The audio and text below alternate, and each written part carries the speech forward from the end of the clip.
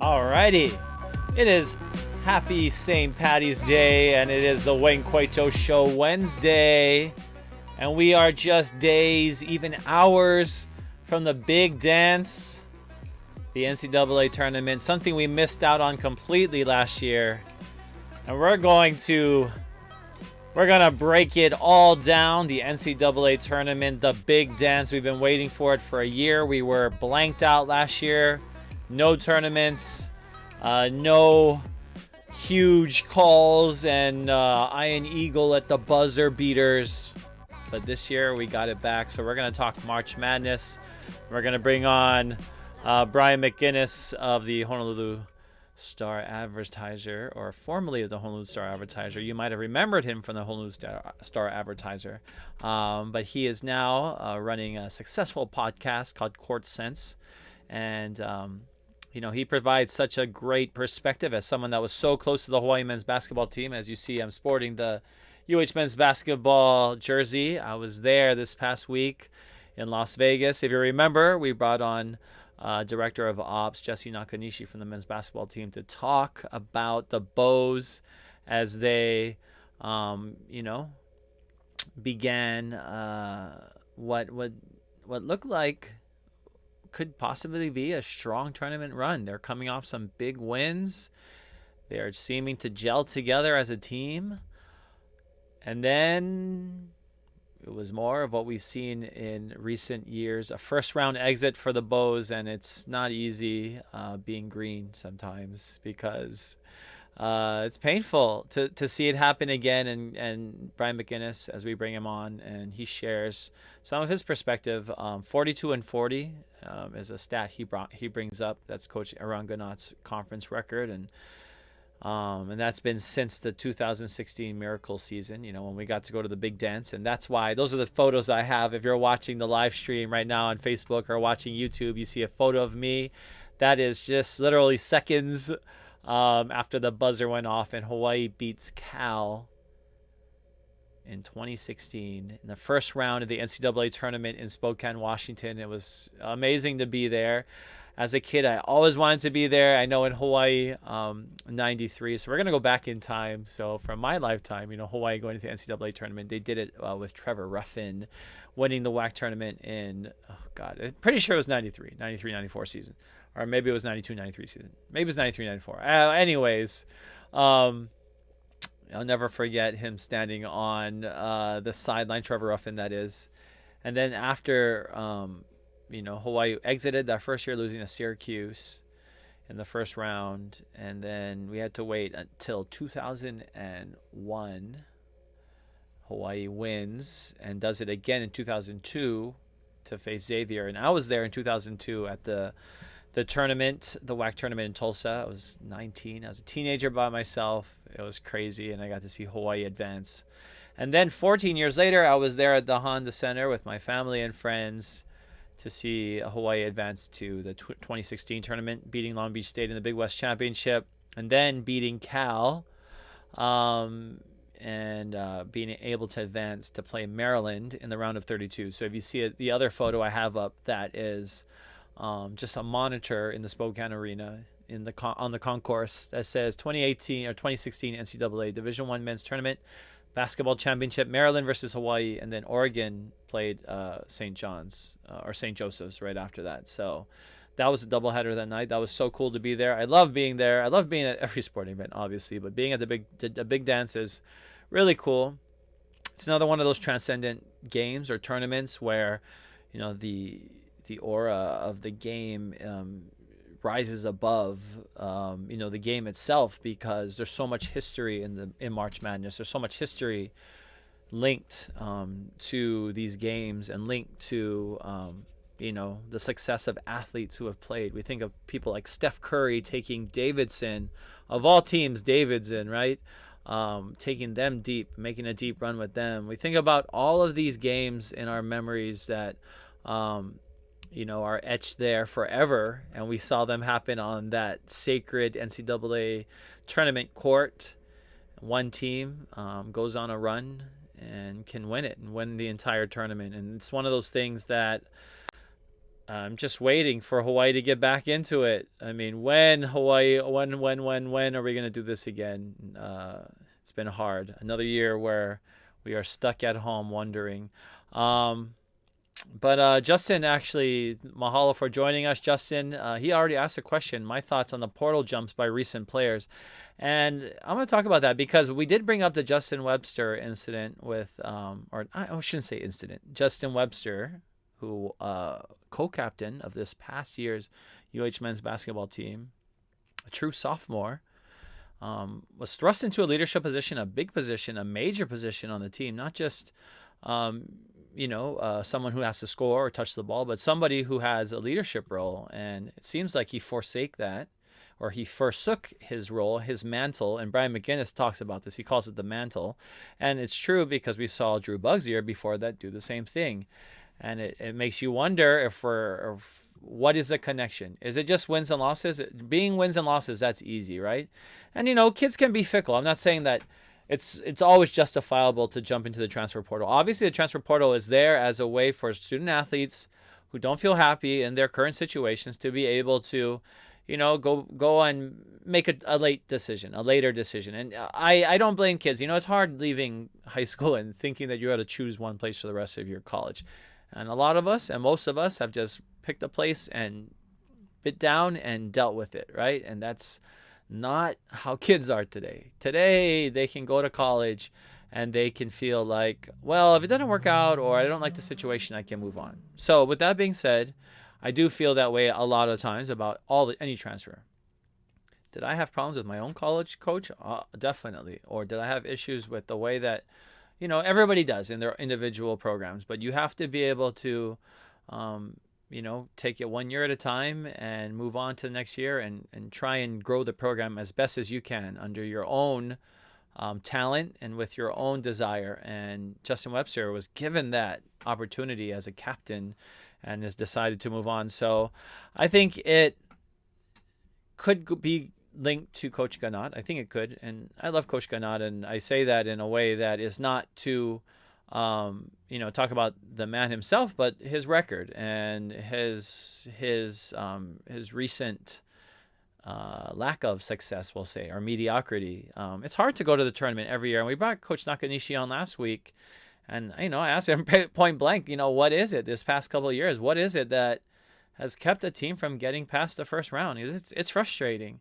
I was there in Vegas. If you saw a photo, I wasn't able to get into the game, but I was there with my gang, with Fuchsia, of course, and Kelly also came in, and we saw Coach Norm Chow. So if you go back and see a picture with me and Norm Chow and Fuchsia and Kelly, that was my experience from the Big West tournament, because the men lose on day one, the women go down the next day, and the women I thought had a pretty good chance. But the women, I think, they showed some fight, and they have a bright future. Lots of true freshmen, lots of newbies. So I'm excited about that team. But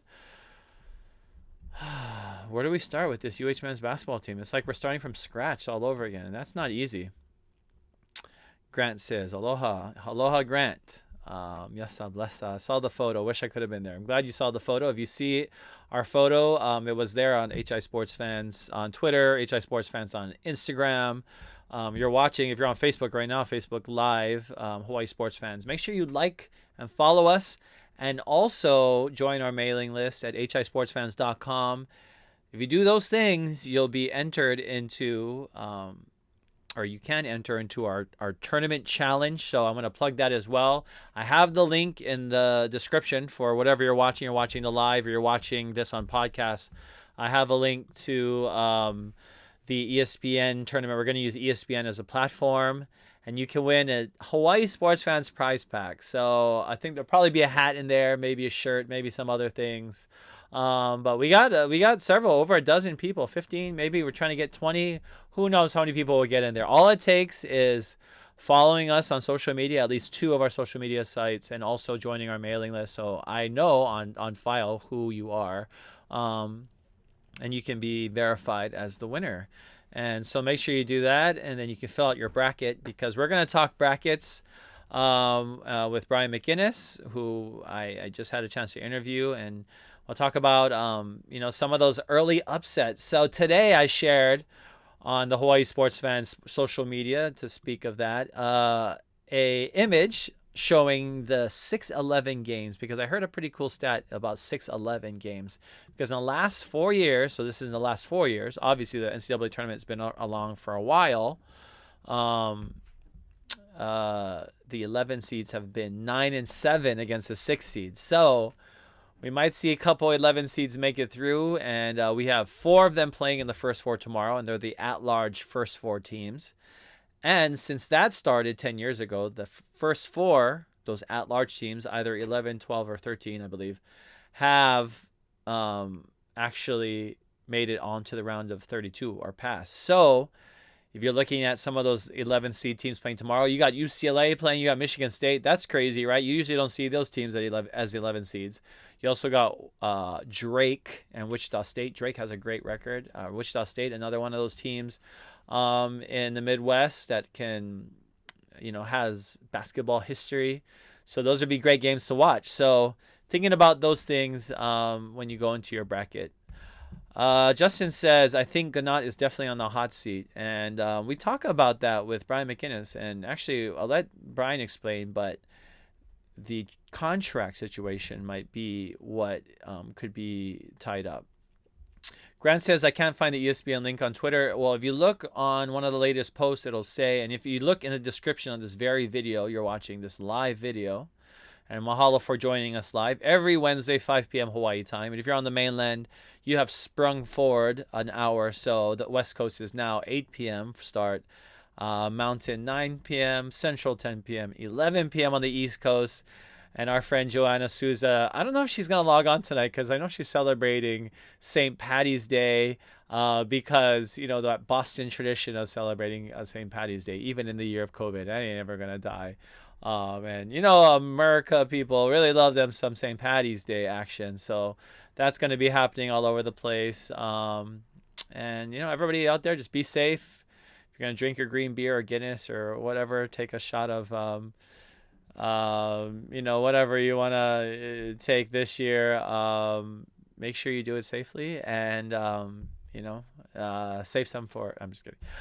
Make sure that, you celebrate because we'll be back in the stands soon, and I'm excited about that. Hopefully this is the last St. Patty's Day that you'll have to be spending in the confines of your own home. If you got a vaccine, that's great as well. Get that vaccine. I'm on board to get my second shot soon. So I already got my first vaccine last week, Thursday, before I went to the Big West.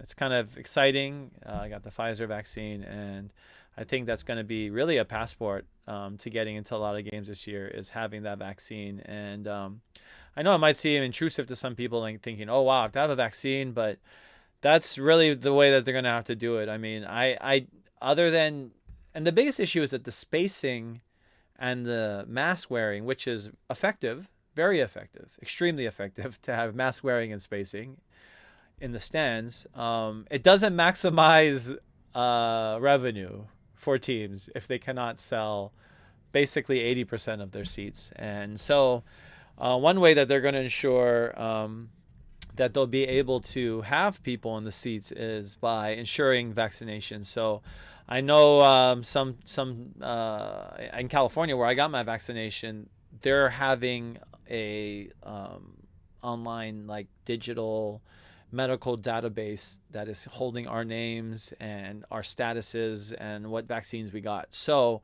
I imagine that those type of third-party companies, whether it be testing companies or Qualtrics or whatever, these companies that take, blood from your arm and test you, they'll store information that they can pass on to Ticketmaster or whatever to sell tickets. I mean, I think we might get to that level. And I know it's hard because I know a lot of people, there are several people that still don't want to, either have no intention on taking the vaccine or are wary of taking it. But I really believe that it's a safe vaccine. Of course, I talk about Dr. Albertson. Go back and look at that video I've had of him with me talking about this being one of the best vaccines.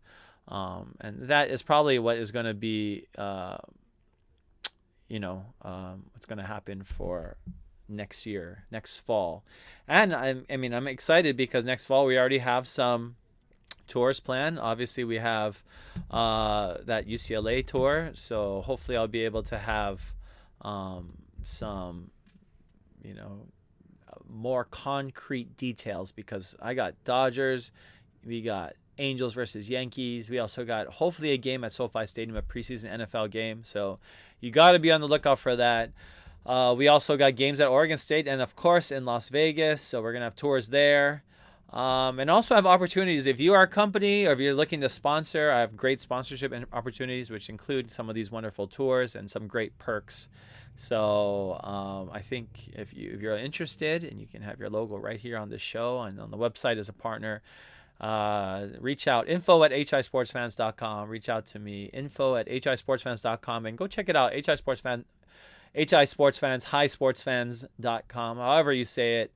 Look at some of our past tours and just some of the amazing places that we've been, and some of the great stories that we've made along the way. Robert, I see him commenting. He's been on several tours, and I know he's itching to get back out there. He's about to be vaccinated, and he'll be out there on the road again soon. So we're really excited, and I expect tours to be more as popular than ever. Robert does comment, my Cinderella's a 5 seed. Can you be a Cinderella at a 5 seed? I guess if you win the national championship, right? I don't know. UConn won it as a 7 seed recently. So we've had high seeds win the championship, and they're kind of Cinderella-ish. But it's kind of hard if you're a Cinderella. I feel like you also have to be like a non-major program to be Cinderella. Like if Michigan State makes it to the Final Four as a 11 seed, it's going to be hard to call them Cinderella. I mean, they're literally Michigan State, a team that makes it there all the time. But with that being said, I'm going to bring on Brian's interview and give you guys a good chance to be able to hear from the guy himself, former Star Advertiser beat writer. He's going to talk about the Hawaii men's basketball situation, talk about the tournament, and just, bring us some interesting tidbits before we get into the serious bracket final drafts, because there's only gonna be one. I'm all about the one bracket, by the way. I'm a one bracket person, so hopefully your one bracket is there in the Hawaii Sports Fans Challenge. So make sure you sign up. But here is Brian. Cool.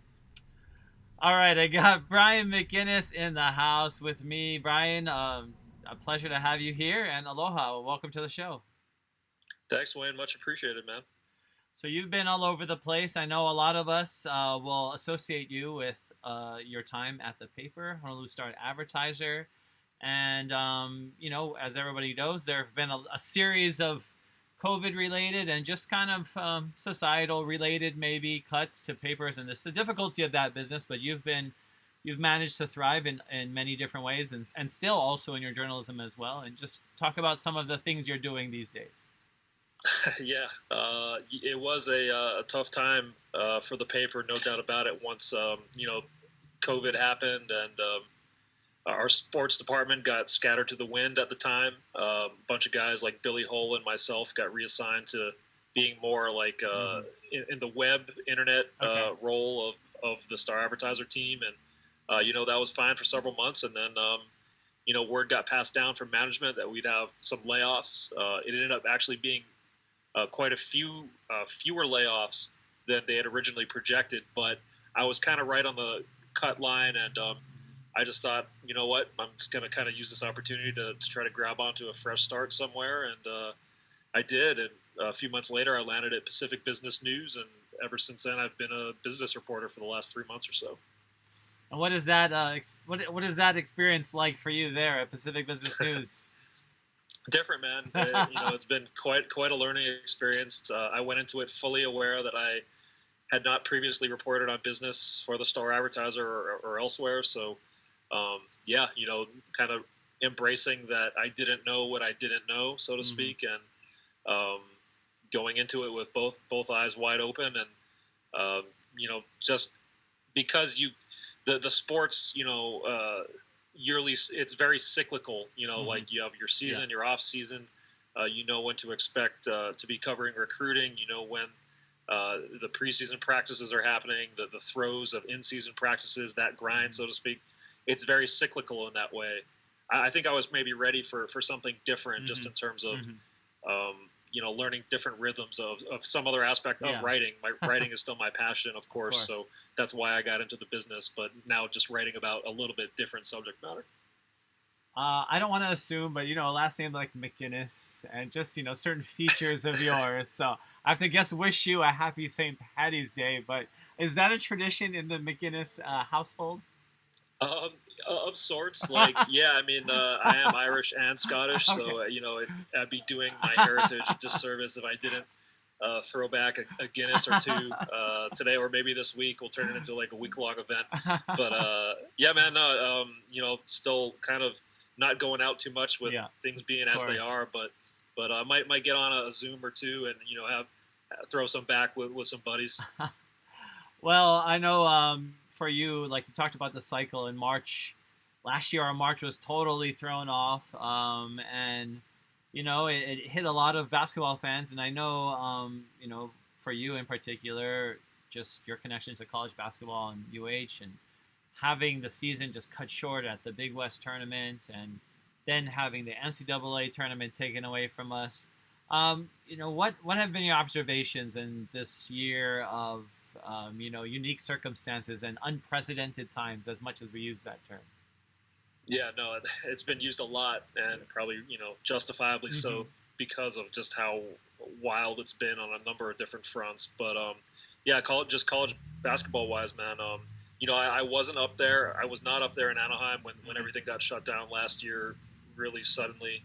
I heard about it. I read about it, kind of like everyone else back here, because I was no longer covering the basketball beat at that point. I was kind of the whole Hawaii Warrior World general UH sports coverage guy, mostly for events that would take place at home, from sport to sport. So it was shocking. It was stunning. I could only imagine what was going through the minds of some of those players and coaches. I've had a chance to speak with some of them on my pod sense, court sense. Since that time, and it's been one of the things I kind of asked the most, like that day, because it was so wild and unexpected, and just the sudden nature of what took place. Nothing like it. So this whole past year has been, unique has been overused, but it's been its own just wild experience to cover, from even in circumstances like mine, where I'm helping out on the 14:20 a.m. ESPN Honolulu pregame show with Gary Dickman. That's kind of what I did this past year. They asked me to help out with that, and I was happy to. And talking to these guys on the phone, former players, and hearing their experiences, like how they might handle this situation, and then talking to a couple of the current team guys on my podcast, Caston Jardine and Justin Webster, who's now a former member of the team, hearing how they were handling the week in, week out COVID tests, uncertainty whether they're actually going to play that week. I wanted to be kind of able to document some of that, because I don't think we're ever going to really see this again, hopefully. Yeah, we probably won't. And, something about this UH basketball team as well, and let's just start there, because you are so familiar with them. I was able to catch, first of all, your Justin Webster interview and your Dayton Morinaga interview, which were great especially for UH basketball fans. So if anybody hasn't caught those yet, your Court Sense, it's the Court Sense podcast. Thank you. And definitely check that out. And what I, stood out for me, with the Justin Webster, for one thing, because Justin Webster, he's a guy that comes in last year as a true freshman, doesn't get much time, but this year, guys leaving, guys holding out. He gets thrust into a leadership role. He seems to really grasp this role and excited about this role. But now, hearing that he leaves the team and going back and hearing the interview, I hear a lot about, my parents, my dad, and Jesus, and praying, and that's all that stuff and whatever.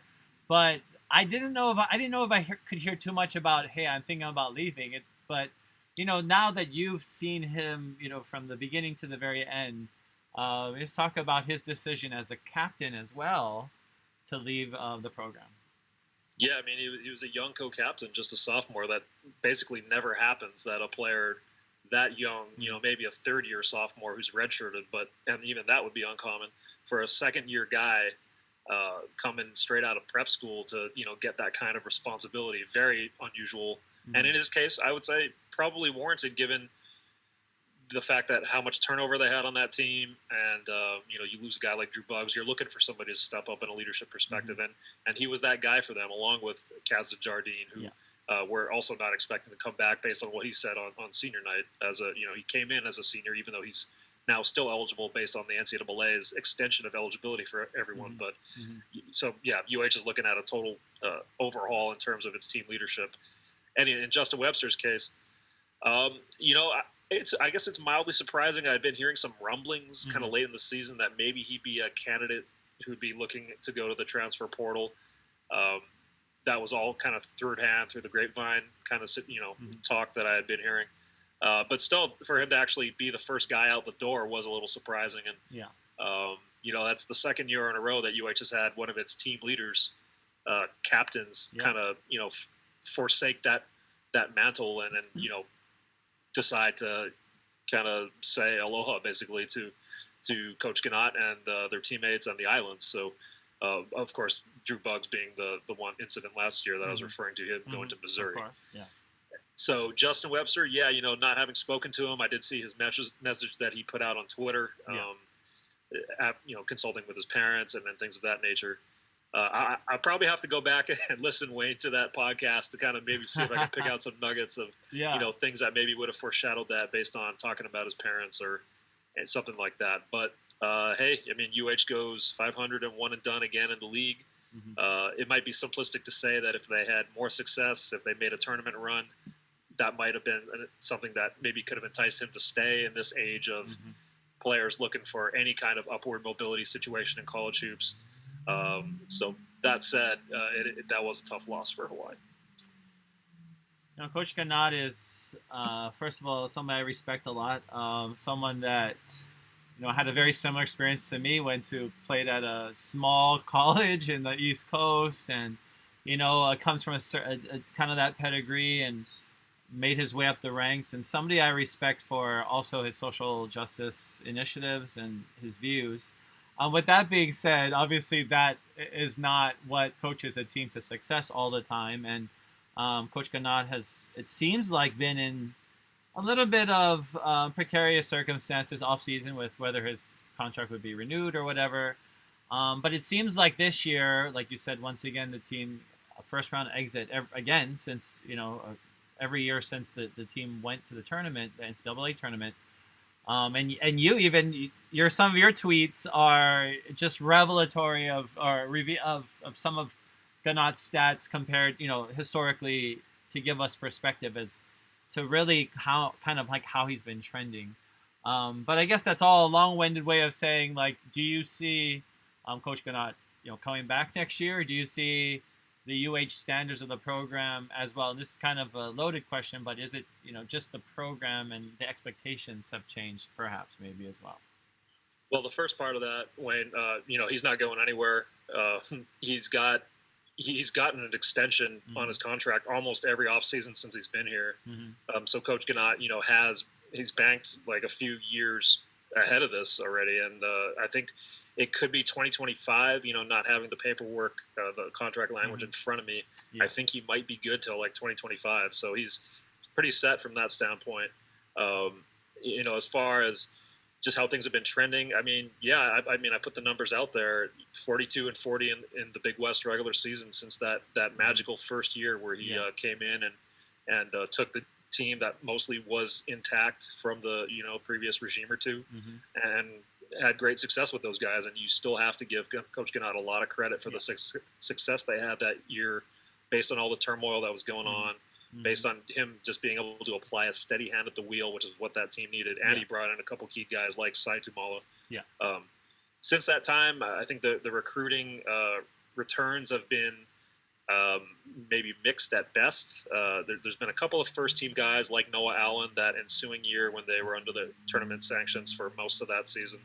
And then Eddie Stansbury was a good pickup. He made Big West first team in the last season when they couldn't even play in the tournament. So since that, but just over that 5-year span, Wayne, it's been a little, recruiting's been a bit spotty. I think that's fair to say. And I think some folks are getting restless. That's kind of the pulse I've taken on a lot of people, and they've just kind of been mired in that mold of 500 and one and done, like I said, and they're gonna have to find some way to shake themselves out of it, because I think the seat's getting a little warm from that standpoint.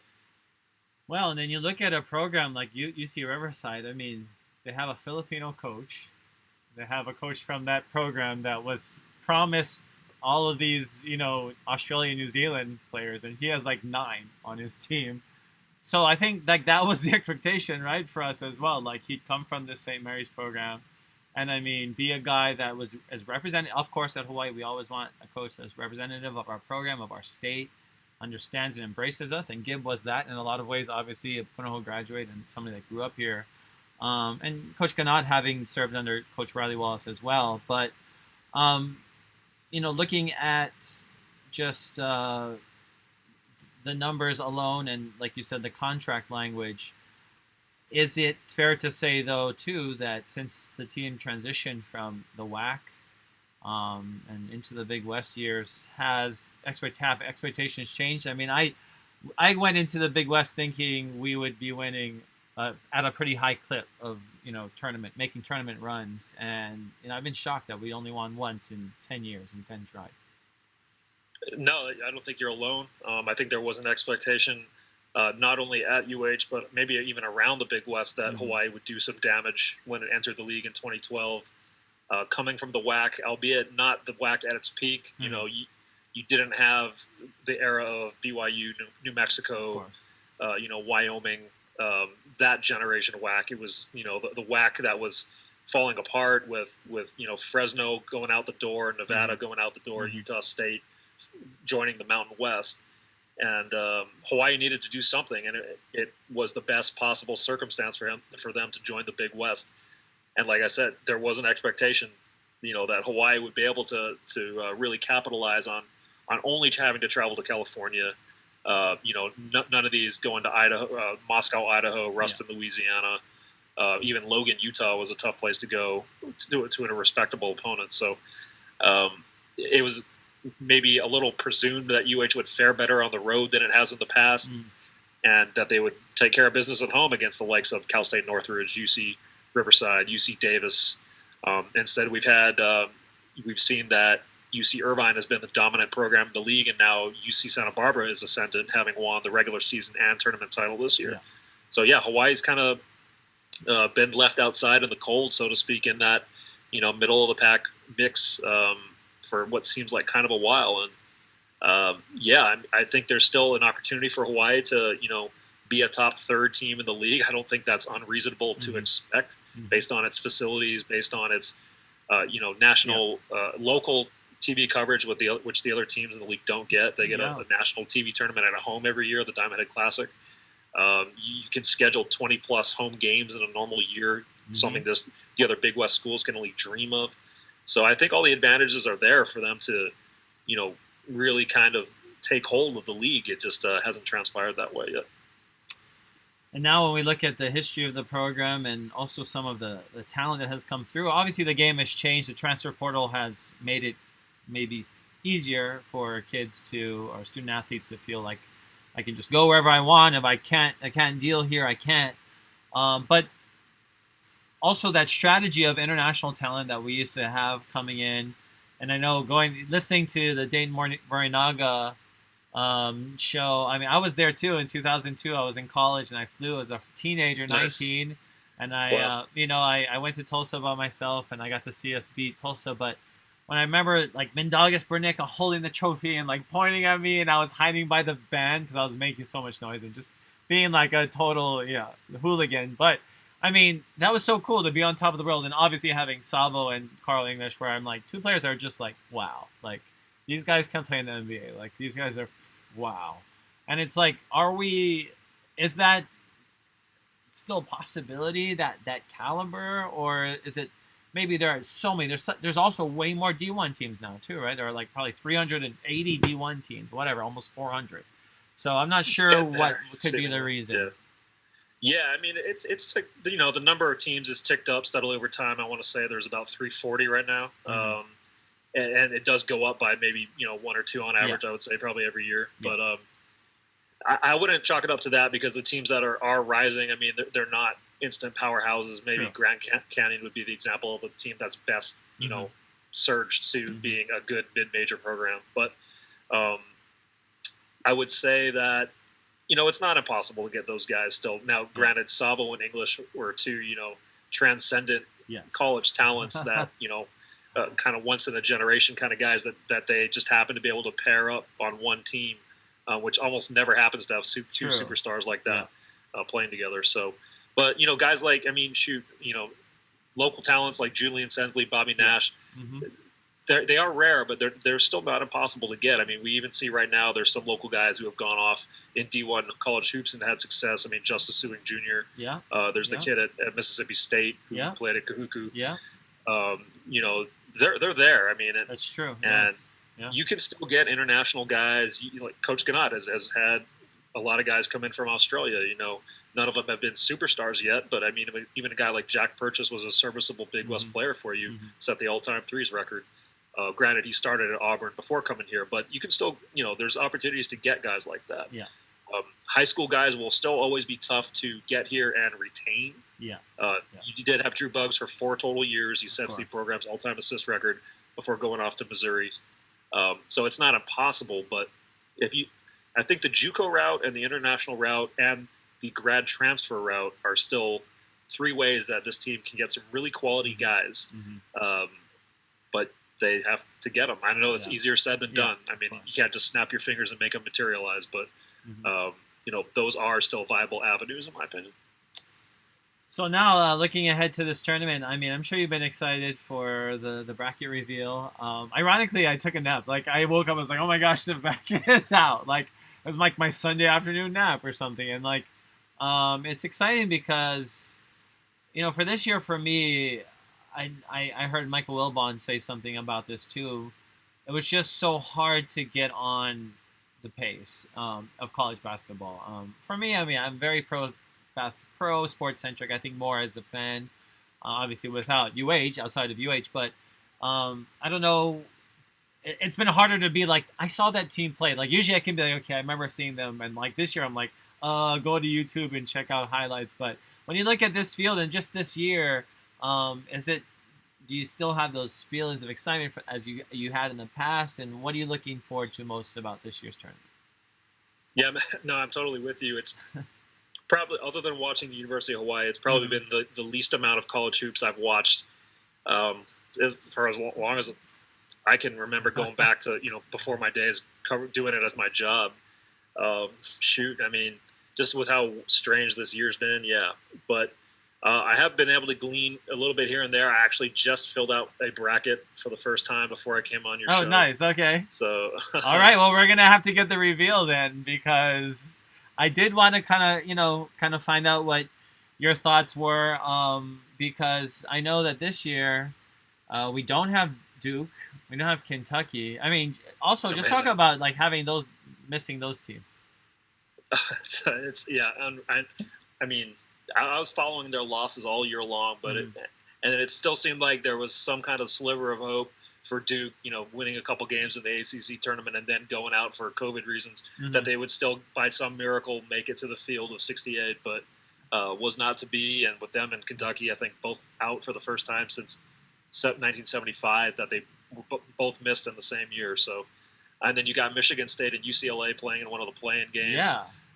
Kansas not being quite up to its normal pedigree. I think they are a 3 seed this year, if I'm not mistaken.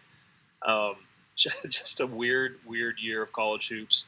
Now, granted, Illinois and Gonzaga. I mean, playing at another level in my opinion. So I'm really excited to see if that national championship transpires.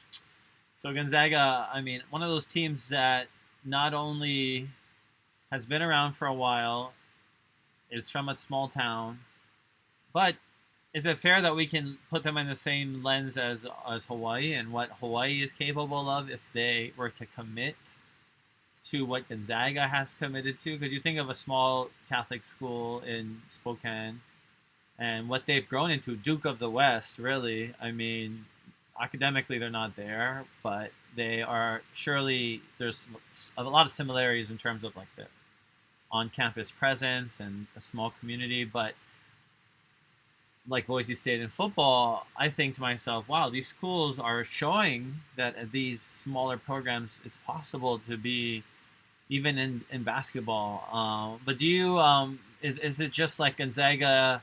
I mean, now having seen them from like, I don't know, I think your kids when I was about the same time watching like Richie Fromm and like these guys from Gonzaga like make a run in '99 and they're still relevant, and I feel like, is that creativity on the athletics program or just money? I think it's easy to just say like build an arena, add money, but what do you think that mix or the ingredients for success at those smaller programs is?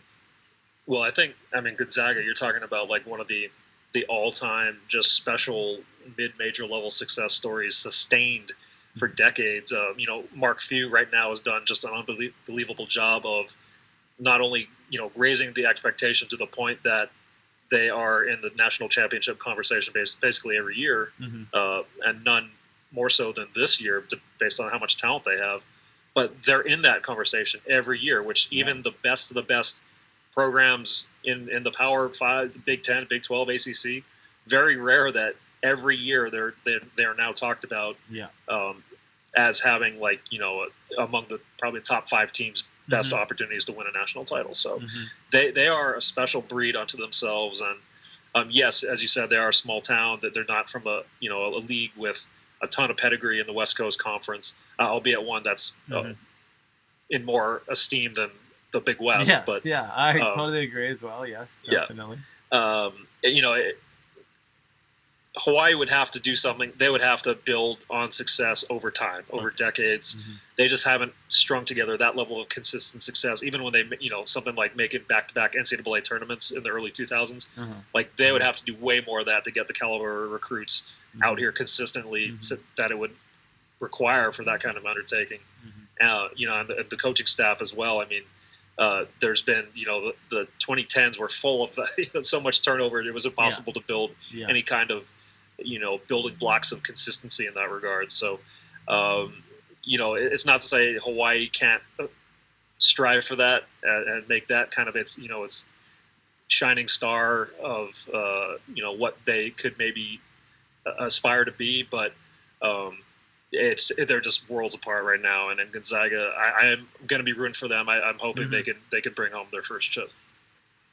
So with that being said, I will reveal that I am giving in again. And somebody said, I think it was like somebody at ESPN was like, I am mad because I've done this. I like fell for it again because you're like, Gonzaga's finally going to do it. They're finally going to do it. And because it's like Butler, right? It's like you wanted. They had 2 chances, not only one, but like 2 chances for a tiny small school. And you're like, their window was so small, but Gonzaga's window has been pretty large now. So you're like, okay, come on now.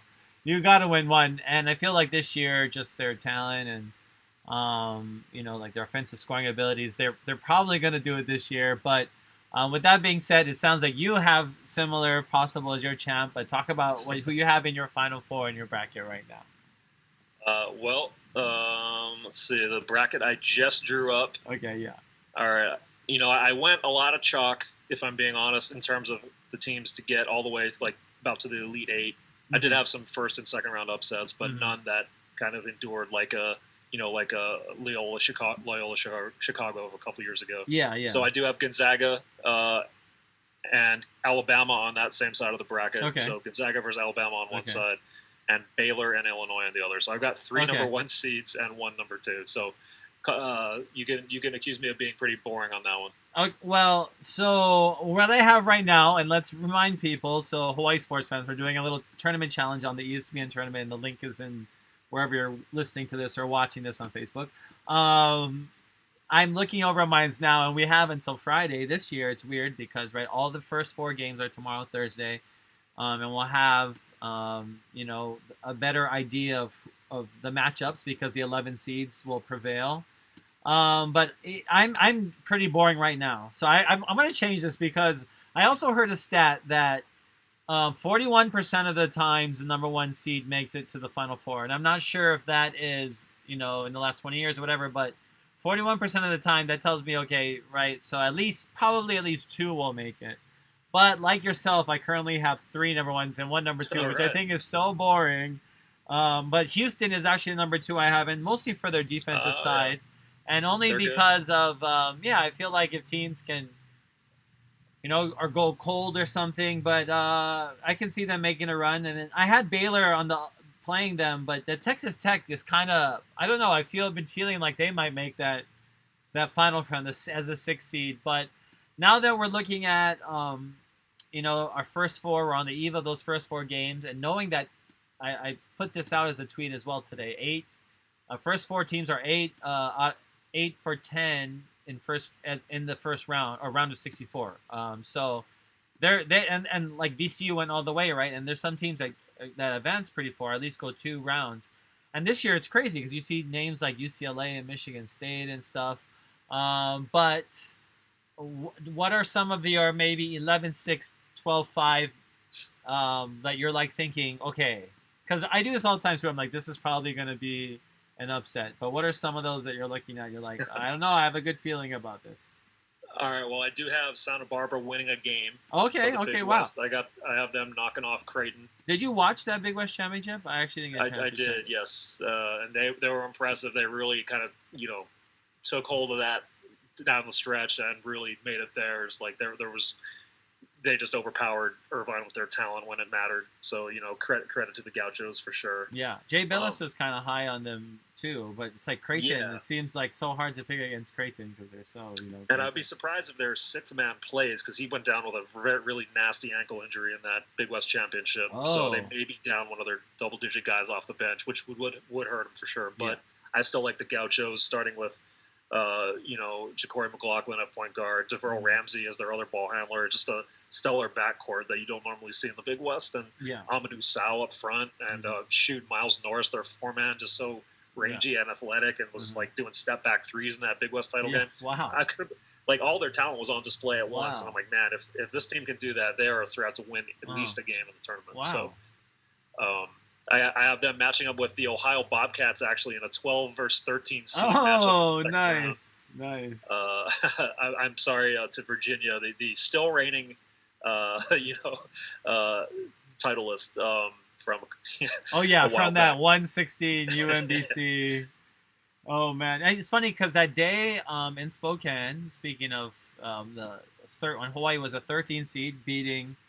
I remember after that game, after we beat Cal, like South Dakota State played and was like a high seed and won too. So it was like the magic was in the building that night or something. So if some of these places are at the same court, even though they're in different regions, they were playing at the same site, which was interesting as well.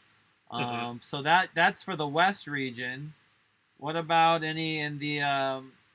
Let's see. Yeah. I like Utah State. I got them doing a bit of a upset over Texas Tech, 11 over 6. No, that would be a huge, because Texas Tech, like I said, I don't know. There's something about Texas Tech too. I mean, I just feel, Okay, so Utah State. Oh, wow. Virginia Tech over Florida. That's a 10 over 7. Mike Young, their head coach, I think he's done some really good things there. Let's see if I had any others in some other regions. I'm taking whoever comes out of Michigan State, UCLA, to knock off the BYU Cougars. Oh, really? Okay, that would be huge. Yep. That may be it in terms of double-digit seeds. I had advancing. It looks like it. I see. And you mentioned Grand Canyon as a team I got to cover in the Pac West, and seeing their rise and seeing their name up there is kind of cool. They're going to be playing the other Luka. I love Luka in the NBA, but the other Luka, I know we're going to have 2 Lukas in the NBA. But the other Luka's not going to be on the same level. It's like the Melo. Actually, I'm not going to say anything about the Melo thing, because LaMelo is pretty freaking good now and showing up there. But I don't know if Luka can give up the Luka to Luka Garza. But Iowa plays Grand Canyon. I don't know. It's going to be hard to see like a 116 to 15. But I guess you never know. And especially with COVID, we have a possibility of guys sitting out, and I know some teams already have guys out, but it's going to be crazy. It's going to be really crazy. But ultimately, the best part is all of us get a chance to watch all the games. How are you planning on watching this year? On your phone, or are you going to have the TV running, or multiple screens? What do you usually do? I'm lucky enough to be working from home, so I'm gonna have my TV up and then maybe my computer screen streaming if I can get that going, kind of almost next to each other, and maybe a laptop up streaming as well for good measure while I'm working remotely. Yeah. See if I can stay focused. Don't tell my boss. But yeah, I think we're all going to be doing plan. the same thing. I know they have that boss button if you ever need to use it, right, on the March Madness app, where like a generic Excel spreadsheet pops up or something. So that's pretty funny. If you ever need that, that parachute to let go of, there you go. But Brian McInnis, mahalo for joining. And we're excited to see what you have coming up in store. I know you said Pacific Business; they can catch your articles there.